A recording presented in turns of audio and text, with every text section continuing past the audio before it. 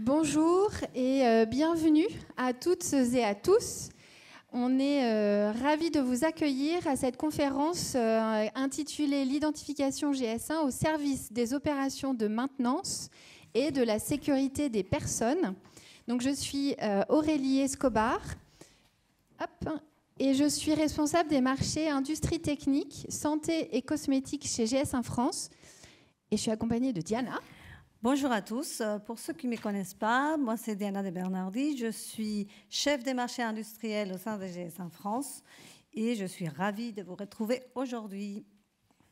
Alors nous sommes, on a beaucoup de chance en fait de vous accueillir ici dans ce bel endroit qui est l'espace du centenaire à la maison de la RATP.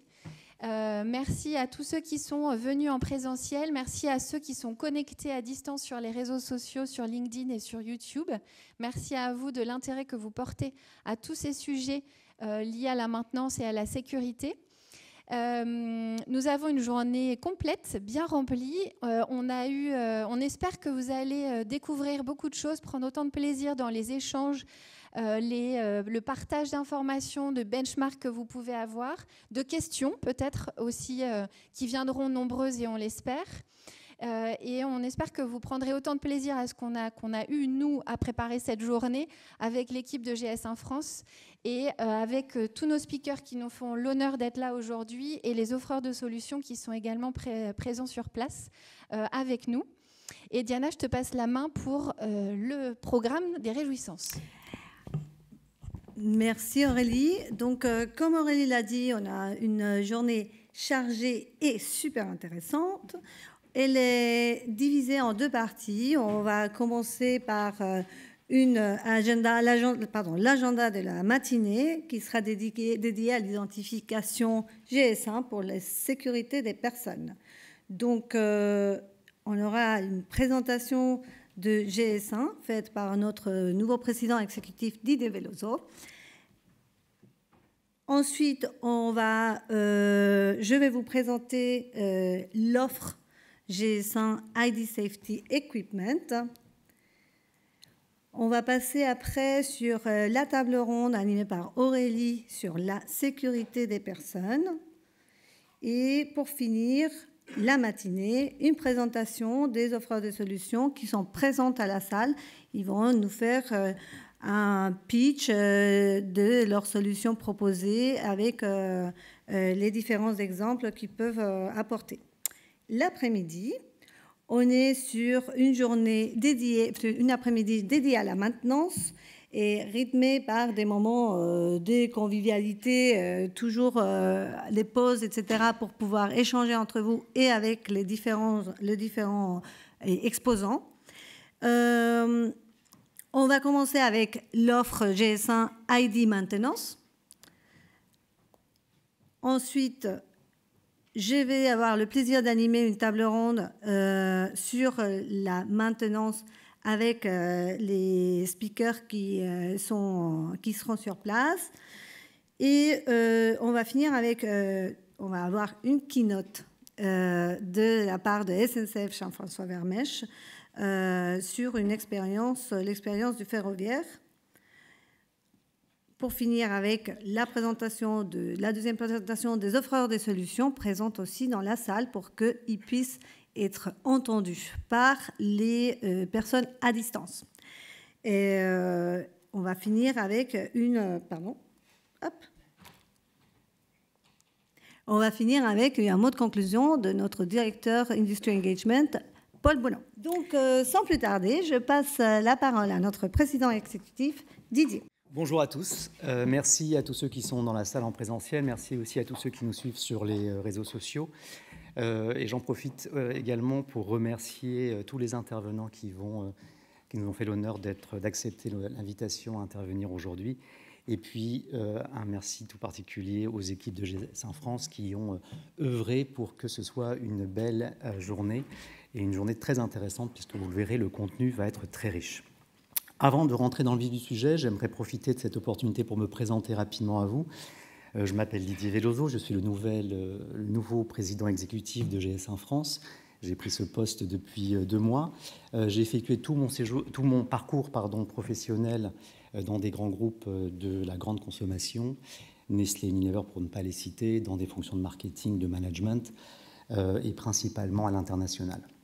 Alors, avant de rentrer aussi chez GS1 France, je dirigeais une boîte de conseil sur des problématiques de transformation et des problématiques d'accélération de croissance. Alors voilà pour moi, en quelques mots. D'une certaine façon, je me suis identifié à vous. Et d'identification, on va en parler beaucoup aujourd'hui. S'il y a un point important que j'aimerais que vous reteniez de mon intervention, mais de l'ensemble de cette journée, c'est que la question de l'identification est au cœur des problématiques des entreprises.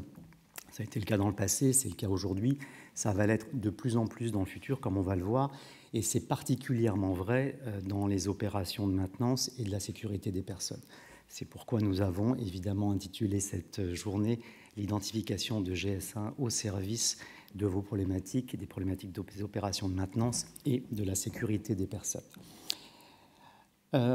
Je reviendrai un petit peu plus tard sur comment, à travers les communautés de GS1, on peut identifier pour mieux échanger, parce que c'est vraiment au cœur des métiers de GS1. Mais d'abord, posons-nous la question, pourquoi est-ce que l'identification est aussi importante aujourd'hui et autant au cœur de la vie des entreprises? Et j'aimerais qu'on raisonne un petit peu par l'absurde. Imaginons un instant qu'il soit impossible d'identifier un produit, une pièce détachée, un lieu de façon unique et sans ambiguïté. Eh bien, ce serait extrêmement impossible, difficile, voire impossible, de suivre le produit tout au long de son cycle de vie. Donc, oublions la traçabilité. Oublions également une gestion des stocks qui soit facile, les réapprovisionnements, etc. Donc, l'efficience opérationnelle serait aussi mise en difficulté. La productivité serait difficile à améliorer.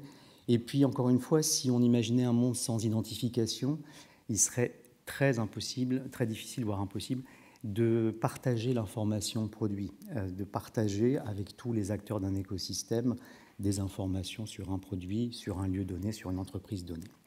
Donc, l'identification, encore une fois, je n'ai pas besoin de vous le démontrer davantage, est au cœur de la vie des entreprises. Et ce besoin en identification ne s'arrête pas là.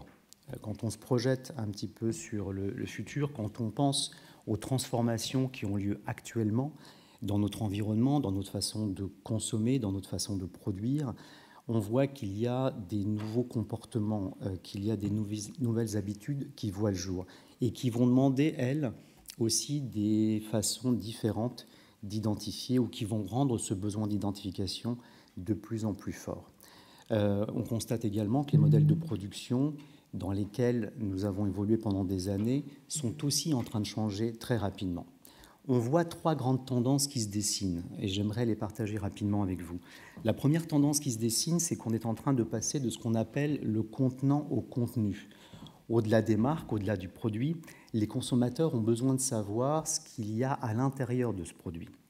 L'origine des ingrédients, les ingrédients eux-mêmes, les composantes, où est-ce qu'ils ont été fabriqués, ces produits. Donc, on n'est plus uniquement dans un besoin d'identifier le produit fini, mais tout ce qu'il y a à l'intérieur. On va de plus en plus vers une granularité plus fine de l'identification. La deuxième grande tendance qui se dessine, c'est qu'on est en train de passer de ce qu'on appelle la possession d'un produit à son usage.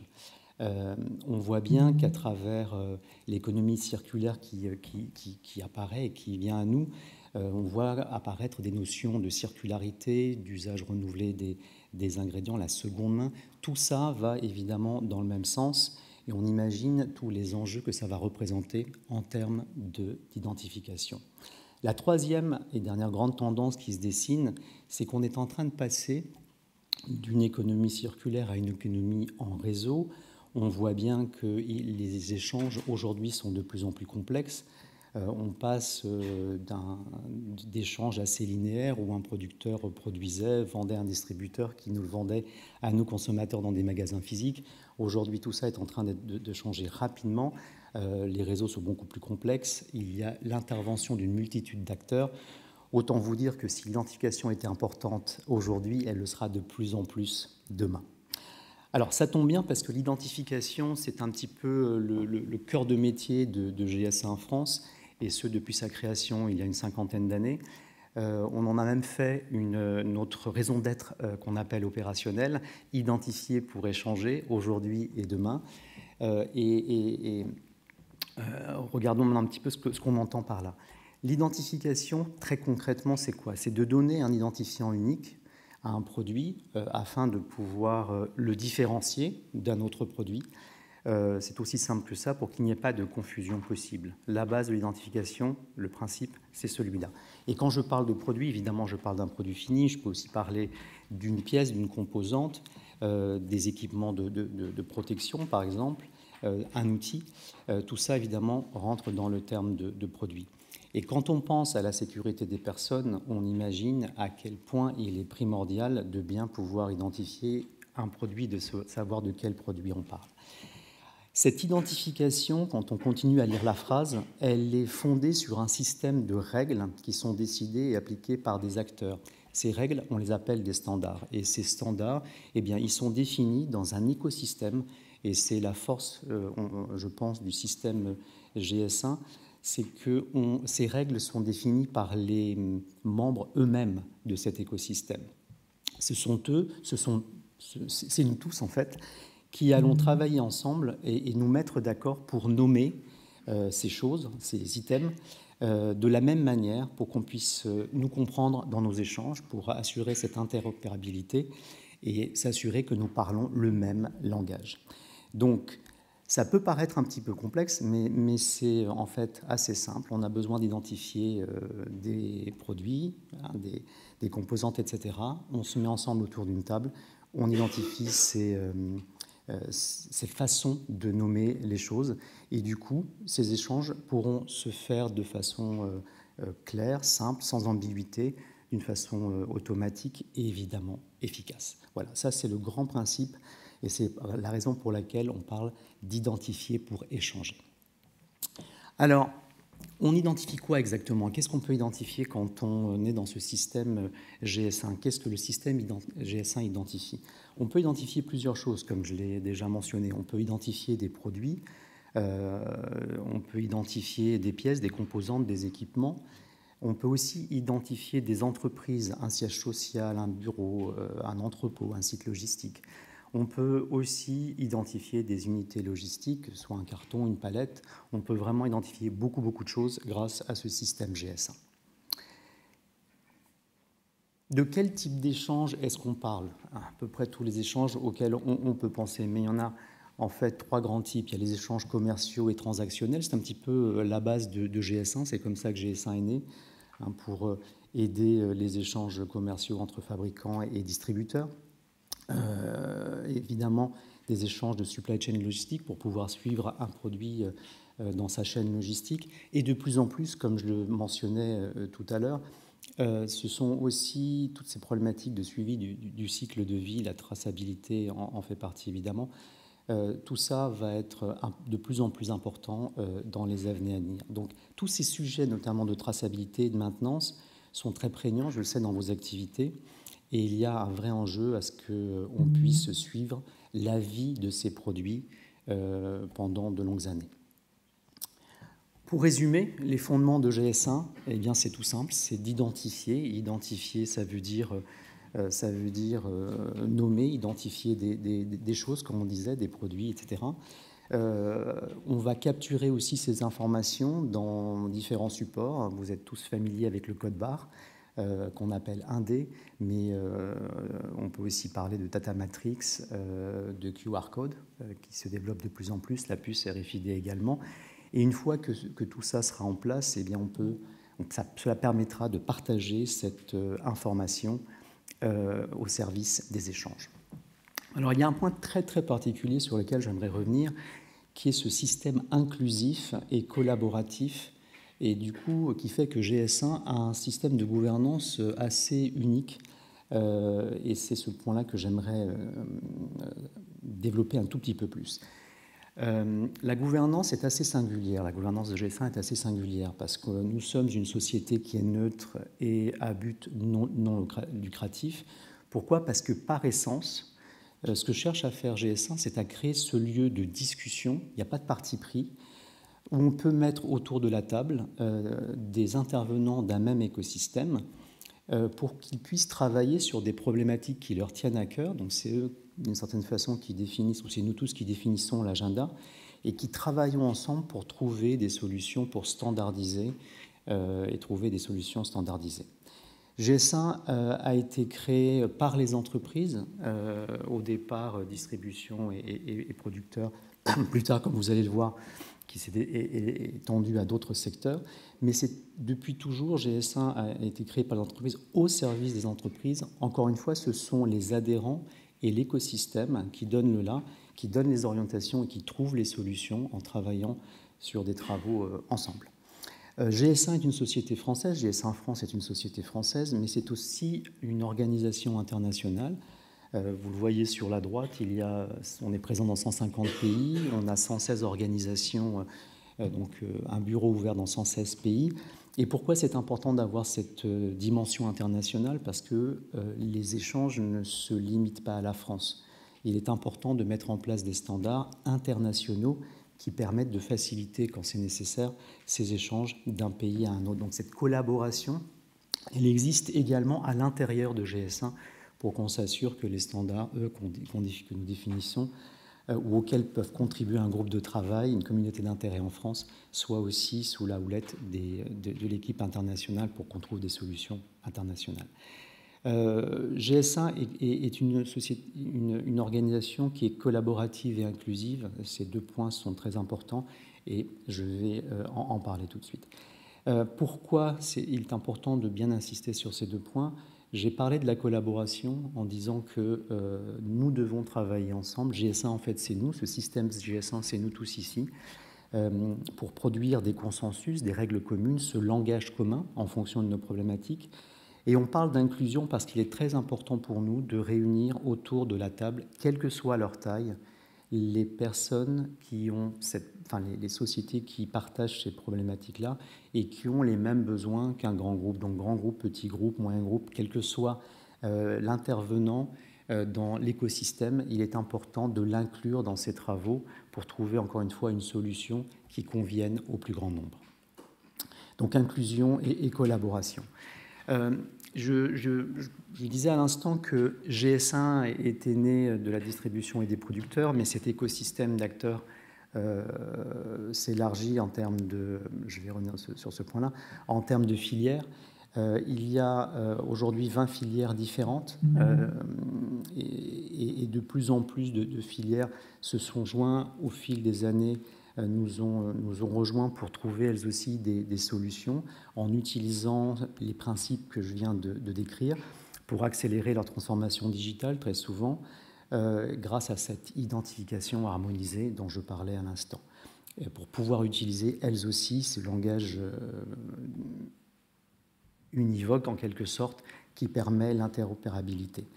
Tous les intervenants de cette journée vont pouvoir vous expliquer pourquoi certains d'entre eux ont déjà décidé de rejoindre GS1, les bénéfices qu'ils ont pu en tirer grâce à la standardisation. C'est pour ça que cette journée va se dérouler en fait en deux temps, comme le disait tout à l'heure Diana. Cette matinée, on va la passer à parler de la sécurité des personnes. On va essayer de répondre à ces deux questions fondamentales pour votre écosystème. Comment améliorer le suivi des équipements de protection pendant leur cycle de vie et comment assurer la sécurité des personnes qui les utilisent, deux questions fondamentales. Et cet après-midi, nous parlerons de maintenance et nous répondrons à cette question ensemble. Comment anticiper et optimiser les opérations de maintenance des lignes de production, des pièces et des composantes. Voilà.